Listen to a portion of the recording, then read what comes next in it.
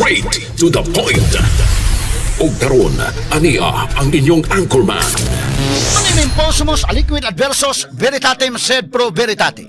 Wa kitay mahimo aron sa pagpakigbatok sa kamatuoran, kundi aron sa pagdapig sa kamatuoran. Straight to the point. Luzon, Visayas ug Mindanao, Pilipinas ug sa katawhan kutob sa mabot sa tong Sibya sa tibuok kalibutan via internet. Mayong buntag ug kumusta live gikan sa Queen City of the South, Cebu City, Philippines. Welcome nining atong tulumanon ug inyong tulumanon. Straight to the point. Kinilang po nyo boss kalagat sa kahanginan sa kasamang Rufil Fernandez Banyo. Mao'y paday magkiguban kaninyo nining laing adlaw sa atong pagpakigbisog.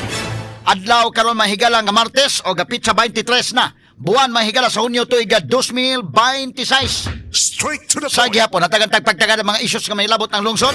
Nagbagang mga expose, naguna mga reports.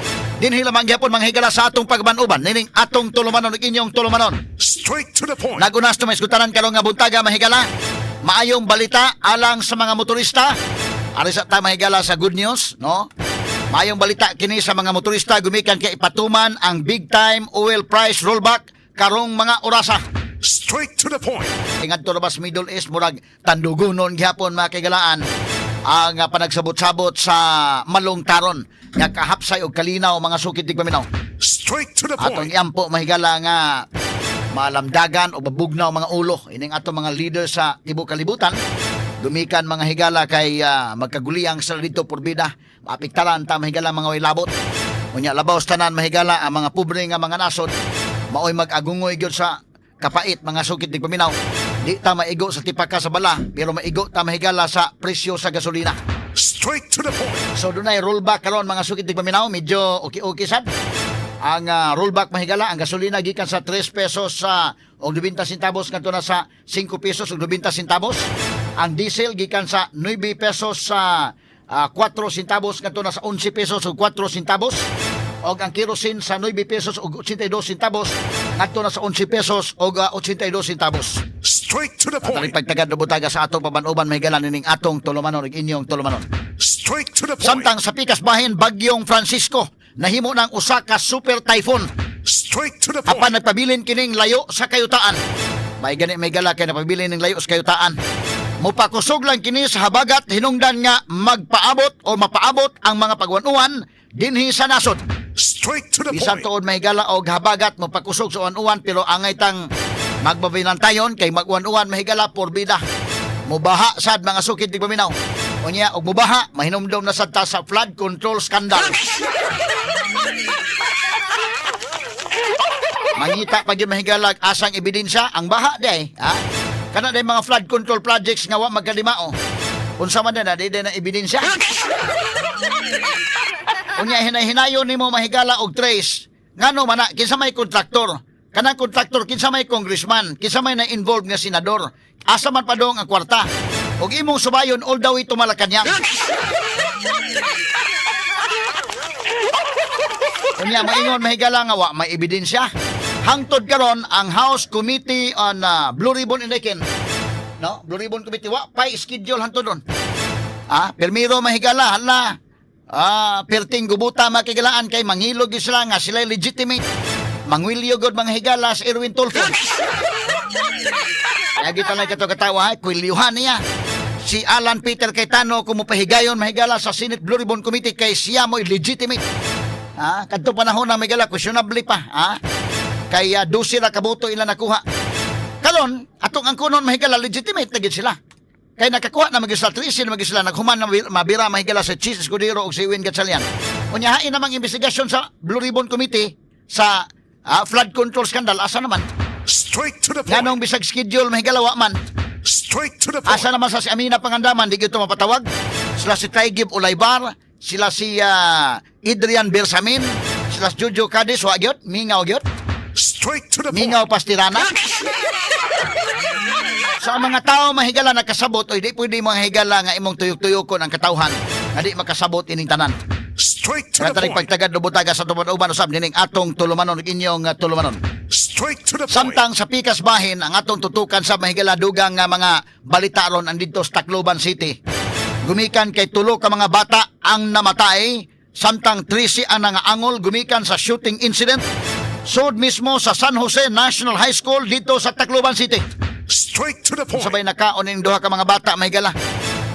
Duha ka mga gunmen nga nag-edad og 14 anyos o 15 anyos nga mga tinun-an usab sa maong eskwelahan og pulos naas kustudiya na karon sa mga otoridad. Straight to the point. Unsa ang hitabo mahigala giingon nga ngano man ning namusil man sila mga kaubang mga estudyante. Unsa may nakaon ani tulog na patay. Unya dunay tracing nga nangaangol, ha? Sa report mahigala gibuli ko no ang usa sa mga suspect tungod sa iyang tupi. Uy, siya lang man ang kalakiha. Kato mga naong nga mahigala nga atong nakitaan. Ha? Di ko lang ipaklaro ka mga minor de edad man. Pero kato mga naong nga mabuli ka to dahil.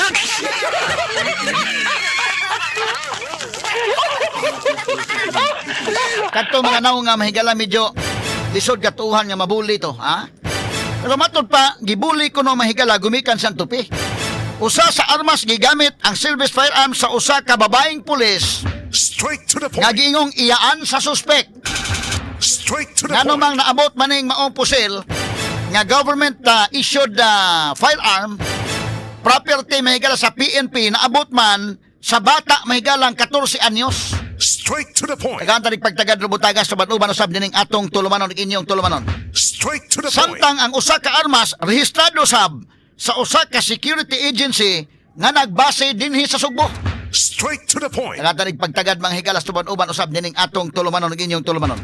Straight to the Ang point. Malacañang karon ni mando dayon og lawom nga investigasyon sa maong hitabo samtang si Education Secretary Sani Angara mulupad usab paingon sa Tacloban City aron pagsusi sa maong hitabo og sa himuong nga lakang sa Department of Education.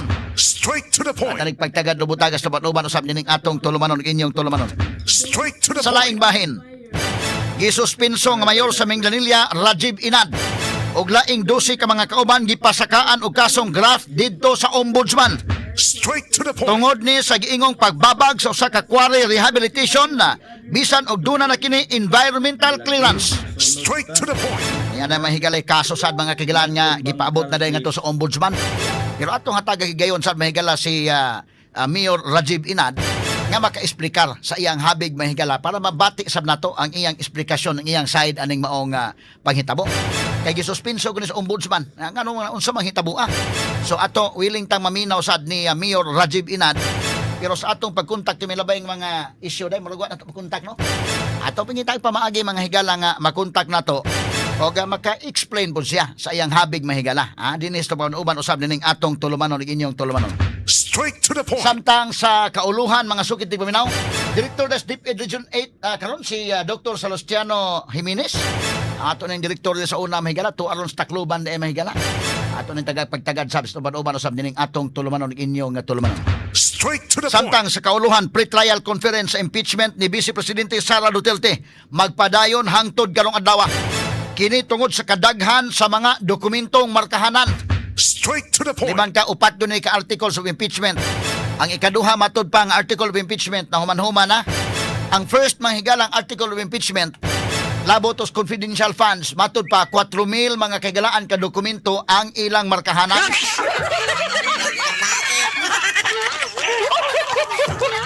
Naghana bang dokumento ha? 4,000 ka dokumento. Unya kining dokumentos flood control asa naman? Naghandaghan sa kinang dokumentos flood control kay naagod ha mahigalang dokumento nga tan-aw niyo mahigalagikan sa mga records sa Department of Public Works and Highways. So para nako og ako lay pasultio no kay do naman mahigalay kani klaro-klaro ba lang ba og kadtong mga tao nga fair enough nga mo evaluate sa kaso nining mga panghitabo karon sa tungasod sa korupsyon mga sukid di paminaw og labi na ang mga naa sa simbahan nga maunta itong moral compass nining panahon na kung atong tan-awon mahigala accountability okay ana pero hisgot accountability mga kagilaan mayo nga dili selective ang ato mga higalang pag panawagan og accountability. Okay, bisigara na si Sara Duterte kay matod pa do naman kay anomalya matod pa. Pero unsa man ang kasong flood control scandal dili na lang to imbestigaron nga mas dako man to mahigalang kwartaha trilyon man to. Straight to the Sa to point. pa buka ang imong pikas mata pagukod ni Sara Duterte apan gipiyong nimo ang pikas mata para manghigala sa mga nalambigit sa flood control project. Nga tuan na all the way to Malacañang, tuan na mahigala sa tiilan sa Malacañang mutumbok ang mga ebidensya. Straight to the point. Igo ra mahigala nga gipang resign sila si Amina Pangandaman, Traigib Ulaybar, Jojo Cadiz, murag Jojo Cadiz na pamagani gihapon day. Ha? Si Adrian Bersamin, naabong pa mahigala si Lucas Bersamin, nawa na diha kunuhay. Ha? Kutob ra ba day diha?